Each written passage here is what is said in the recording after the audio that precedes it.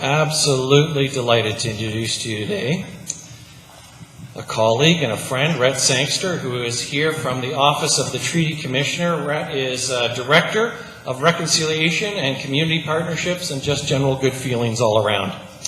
And has done a big piece of heavy lifting over the last few years in helping spur into action and into formation this great, wondrous group called Reconciliation Saskatoon, which has now become a community of about 59 organizations, nonprofit businesses, faith communities, and partners that gather once a month to initiate citywide conversations and events and education around reconciliation and provide opportunities for everyone to engage in truth and reconciliation calls to action. Rhett grew up in Treaty 6 territory in Tisdale, Saskatchewan, and is a graduate of the University of Saskatchewan with a Bachelor of Arts in Political Studies.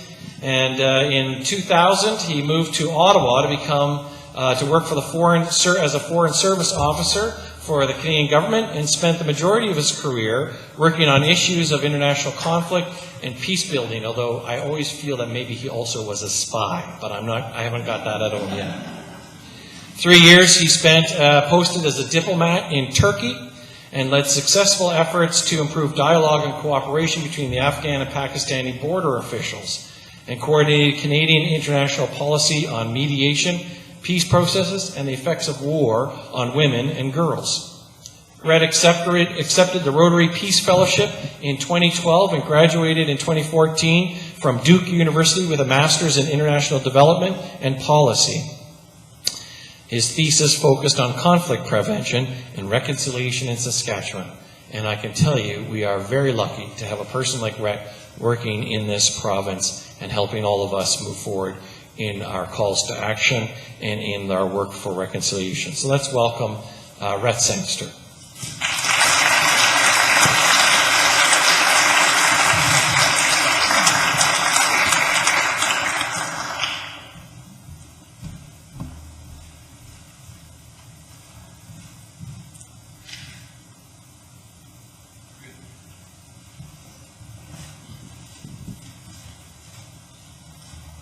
Thanks, Dave. It's funny, the comment about the spy. When I was posted in Turkey, I played hockey with, it was a great experience. I often say that this was my minor pro career because I got to play for free, and we would drive across the country about 4 hours, and we'd play in there was 2 rinks in the whole country. And so we'd play in Ankara or we'd play in Chankaya. And we'd get free, the team would buy us Burger King and about a 2-star hotel to spend the night. So that's kind of my minor pro, as closest that I was ever paid to. But the guys that I played hockey with, they always teased me that I was a spy as well. And I always thought they were joking around until I went to one of the guys' friends to watch a soccer game. And I heard him speaking in Turkish, talking to his grandmother and telling her that I was an agent.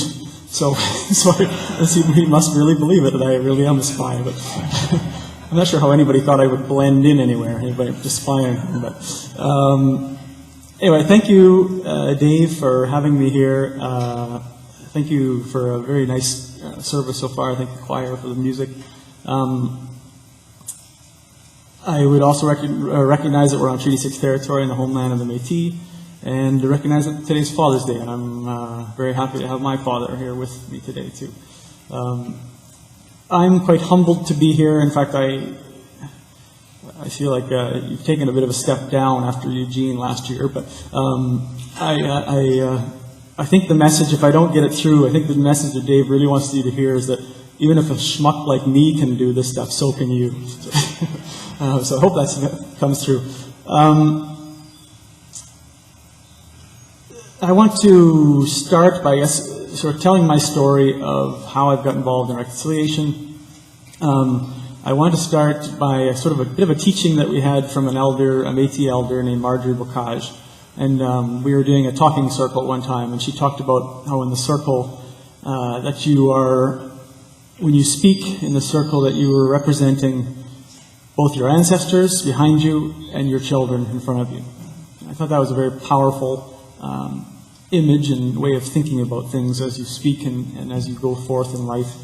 And she also talked about how she thought that non-Indigenous communities in Canada have lost a bit of a link to their ancestors, and that we've also been assimilated to some degree, obviously not to the same degree of residential schools, and I don't want to make that parallel, but communities were not encouraged to continue to speak Ukrainian or German, or everyone was encouraged to speak English, and we were melted to this melting pot, and so that we've all lost a little bit in some of that. And so what I've been doing in some of my journey on reconciliation is to try to reconnect a little bit with some of that ancestors. And so I'm a third generation born in Saskatchewan. My kids are fourth generation. On my grandmother's side, she came from Belgium after the First World War, settled in southeast Saskatchewan near Wakup, in Redvers area, and in about 1918-ish, I think. She married an English Protestant. She was Catholic, and so that was quite a bit of a controversy, I think, at the time. And on the other side, we had the Sangsters came from Scotland via eastern Canada, and the Riles, the English side, came from England, I guess, but through Wisconsin, I believe. And we're going to actually have a family reunion this summer, so I'm going to learn a little bit more of that history. So I'm looking forward to that. But as I talk, I try to make that connection, because in First Nation culture, what I'm learning is that when you ask people, First Nation people will generally talk about where they're from, and it's not necessarily where they live now, but it's where their ancestors came from. And so you'll often hear that, and I think that's a nice learning that a non-Indigenous person like me can learn in the process of reconciliation. And reconciliation is again about the learning that we can do, the sharing. So I've been thinking a lot about this, and last year we had our Rock Your Roots reconciliation walk, and we were supposed to sort of represent your own culture, where you came from. And I don't really identify with Scottish or English or Flemish. I was born in Saskatchewan. That's how I wore. In the end, I found a Prairie Farm Report hat, that, very straight up back. I wore on the corner, sort of like the old farmers, and that went over well. But I've also been thinking about how can I represent my ancestors more this year, because I think Rock Your Roots is really about honor your ancestors, and so I think that's the theme. I was born actually in Minnedosa, Manitoba, lived there one year, then my dad was a teacher and an educator. We followed his career. We were in Simpson, then Watrous, then Tisdale, and then I moved to Saskatoon in grade 12. I went to Evan Hardy, graduated from Evan Hardy. Was raised here, experienced the racism that exists in Saskatchewan. I remember going to Beardy's Reserve from Tisdale. We had a AA Bantam hockey team going there, and we were being on the bus, and as we were getting closer, the remarks from the coaches and from the parents and from the kids. I remember being sort of quite taken aback by it at the time, and it was the game got nasty pretty quick, and I remember that. I remember sitting around the pool as a kid. There was two jokes. You'd either make Ukrainian jokes or Indian jokes. And at the time, I didn't really know any Ukrainians, and very few Indians either, or First Nation people. So it was kind of an insert minority here joke, but those were part of what are in me and where I come from. It's not something I'm proud of, but it's there.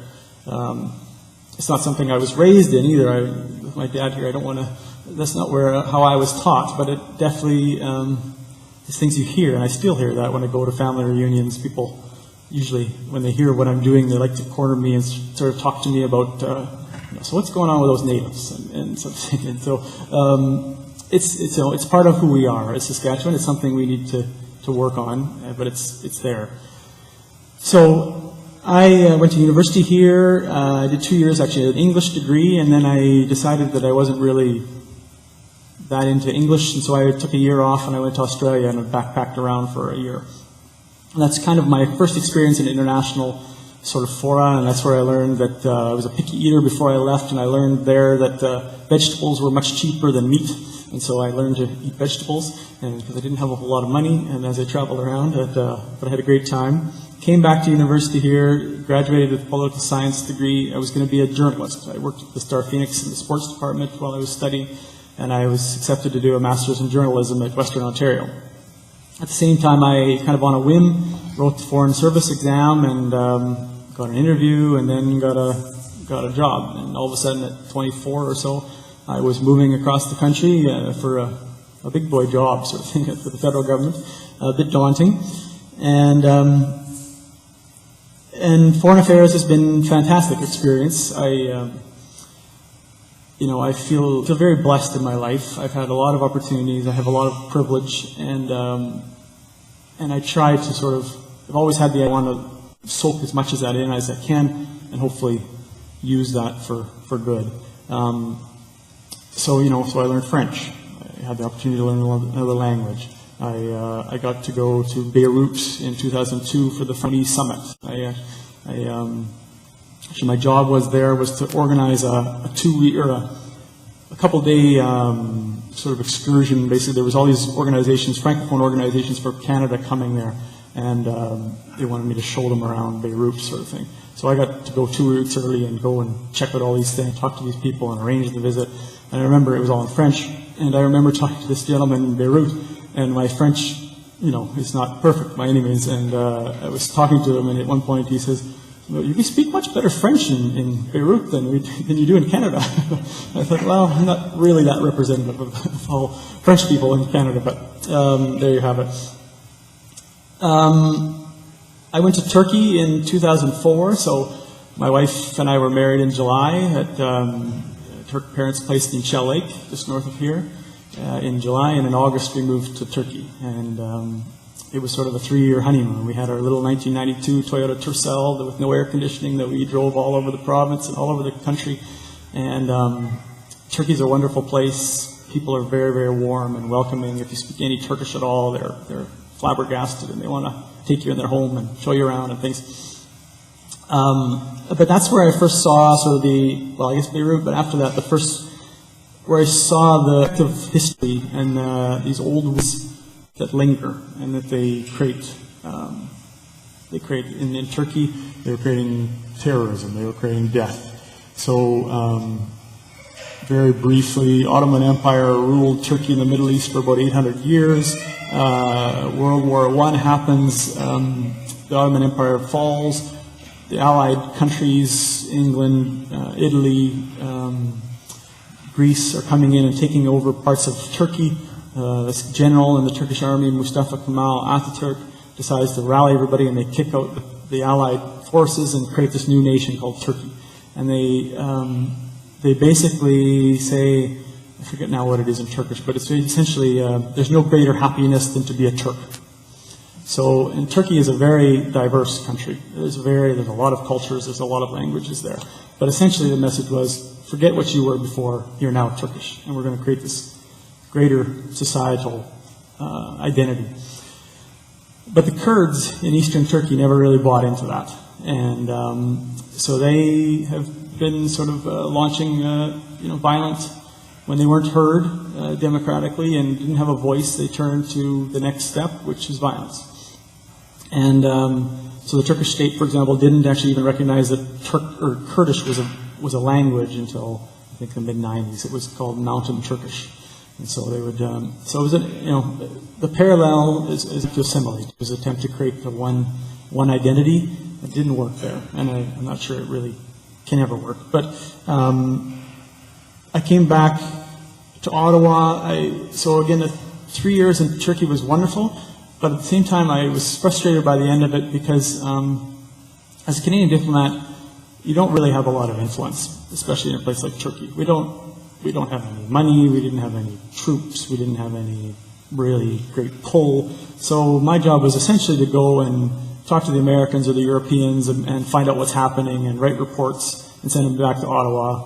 My job was sort of to find out what's happening and should Canada care. And if so, why and how. That was sort of my analysis that I would do. But it was frustrating because, again, I wanted to get in there and get my hands dirty and make things happen, but we weren't really in a place to do that. So when I came back to Ottawa, 2007, we were in the middle of the Afghan war. And so that was really an opportunity to get involved in a process where Canada really had never, to that extent, put all its chips in to a foreign mission. So we had 2,500 troops in Afghanistan, in the toughest part of the province, or in the country, in Kandahar. We had $50-odd million in development money. We had probably 50 diplomats there. We had, again, the biggest effort that Canada has ever made, really, maybe since the Korean War. And so my job was to be a policy analyst for the region, to sort of follow the countries around Afghanistan and try to keep track of what's going on. And that very quickly became Pakistan, because Pakistan is the biggest, most important relationship between Afghanistan. And it quickly evolved into, basically what happened is Minister McKay was the minister at the time, and he went to Pakistan and he kind of did some finger waving and said, "You Pakistanis, you should fix your border. If it wasn't for the porous border that all these bad guys can go back and forth and kill our men and women in Kandahar." And so Musharraf, the president of Pakistan, said, "Okay, well, we'll set up a bunch of landmines and fences." And we had just signed the Ottawa Convention against landmines, so that wasn't really a big starter for the Canadian government. So we were looking for other options. And we decided, well, what if we bring together border officials to talk about how they can work together? So that's what we did. We essentially, over a series of meetings, we actually brought them to Dubai, put them in a nice hotel in Dubai, and we brought immigration officials and intelligence officials and military officials, and essentially let them point fingers at each other for the first day, that, I could do this better if it wasn't for those idiots across the road. And then the second and third day would get into, okay, how can we actually work together? And we called it the Dubai process, and it was quite exciting to be involved in, and it was kind of where I kind of got the bug for, I'd say, mediation and conflict analysis and conflict prevention and things like that. So that's what really got me going in this. And then I went and I was working on a different file, looking at how can Canada build our capacity to do more of these Dubai processes.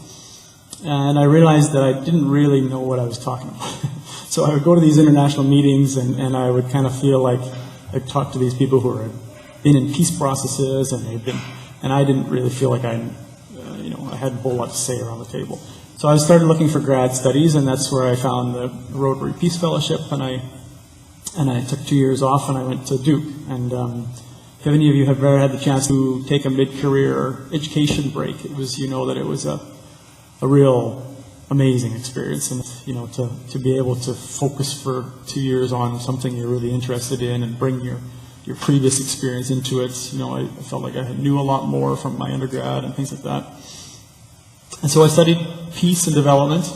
And the more I studied, though, we talk about Africa, or we talk about South Asia and the issues that are there, and why poverty exists there, or why conflicts exist there. The more I thought about it, the more I saw parallels between there and home. These places have past wounds that have never been healed, and so do we here. And that these past wounds and these past policies have caused poverty, have caused conflict, have caused assimilation, loss of culture.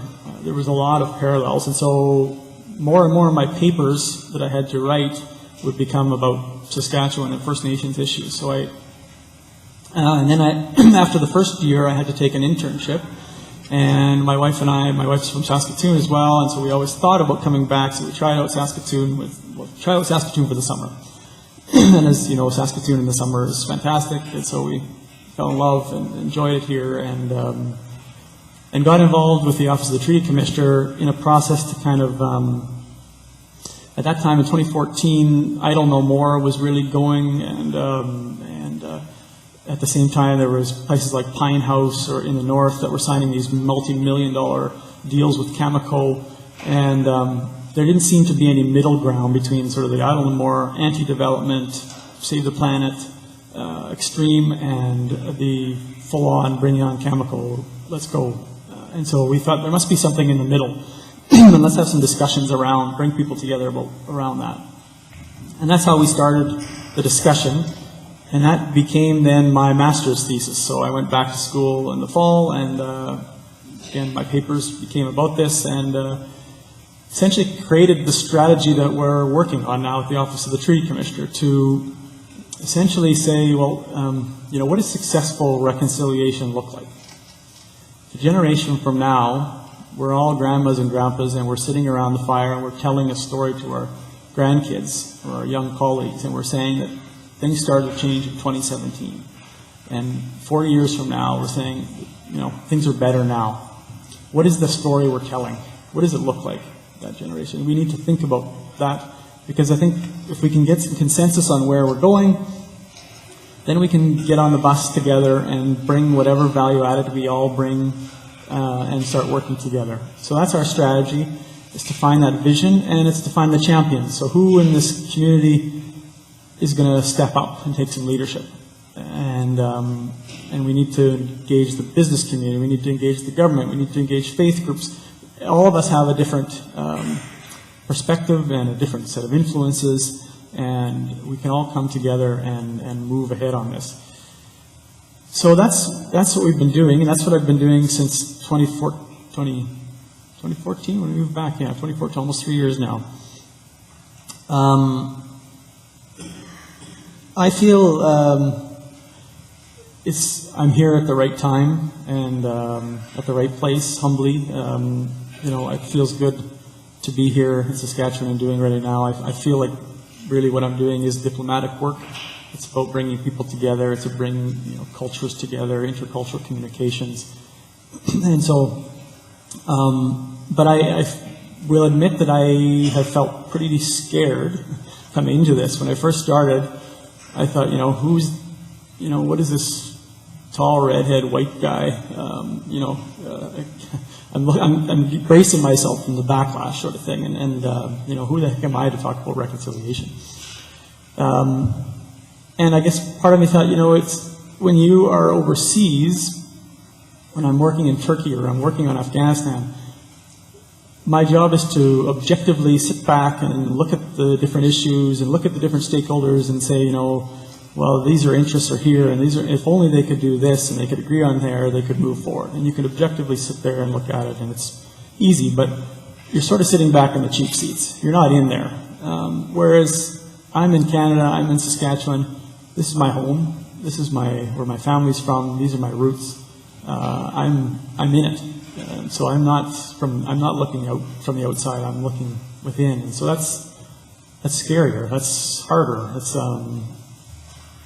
taking some more risk, I guess. And so that's been a bit of a challenge, but I would say I haven't had any trouble. It's been wonderful.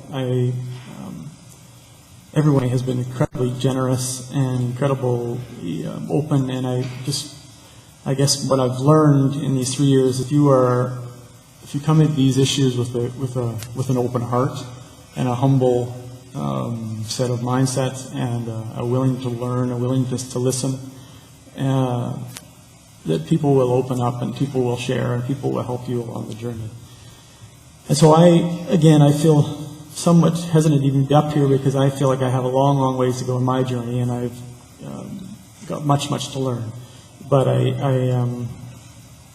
I think that reconciliation is about making relationships. It's about getting outside of our comfort zone. It's about taking that first scary step and realizing that that wasn't so hard, maybe taking another. And so, it can be overwhelming, the history that we have and the bigness of these issues. But at the same time, I think it is one relationship at a time that we have to move forward, and that's the only way we're going to get there. So again, getting back to Elder Marjorie's words about sort of ancestors and children, the fact that when we speak, that we speak for our ancestors and we speak for our children. I'm super happy to have my family here with me today, and to have that. And I guess I would just leave it with a couple of things. I was going to leave it with a Tommy Douglas quote, and I will talk to you about that. But I also maybe just to open the struggle as I have with that as well.